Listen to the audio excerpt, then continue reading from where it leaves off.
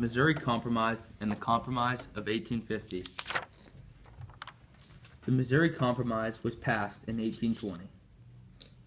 Before the Compromise, slave states and free states had equal representation in the Senate. Then, the South wanted to admit the Missouri Territory as a slave state. If Missouri became a slave state, there would be more slave states and more slave representation in the Senate. This deeply angered the North because they didn't want slavery to spread west. Because of these issues, the United States proposed a compromise called the Missouri Compromise. In this agreement, Missouri would be admitted as a slave state, Maine would become a free state, and any land north of 3630 would be free territory. This compromise was brought to the House of Representatives to vote on, but they did not pass it. So, James Talmadge created the Talmadge Amendment, hoping it would get passed through the House of Representatives. The amendment stated that although Missouri would be admitted as a slave state, no more slaves could be brought into Missouri. In addition, any slaves would be free when they reached the age of 25.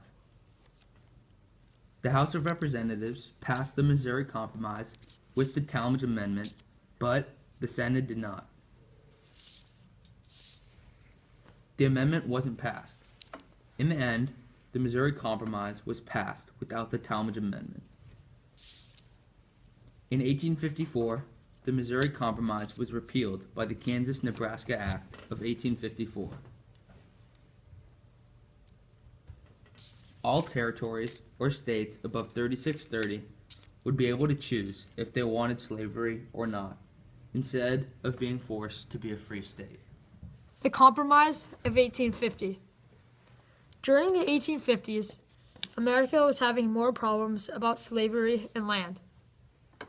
The U.S. had recently gotten territory from Mexico, which included the states of New Mexico, Nevada, California, and Utah. The country was in turmoil because they were fighting over if that territory should be free or allow slavery. Also, California had asked to be admitted into the Union as a free state. But the country was divided because if California was admitted as a free state, it would unbalance the numbers of slave or free states in the Senate. Also, Texas believed that its land extended all the way to Santa Fe, but the rest of the country didn't. Because there were so many issues being debated in the U.S., Henry Clay came up with a compromise called the Compromise of 1850. It said that Texas would relinquish its land near Santa Fe, but would be given $10 million to pay back its debts to Mexico. In the territories that America had just bought from Mexico, the inhabitants would vote if they would have slavery or not, and California would be admitted into the Union as a free state.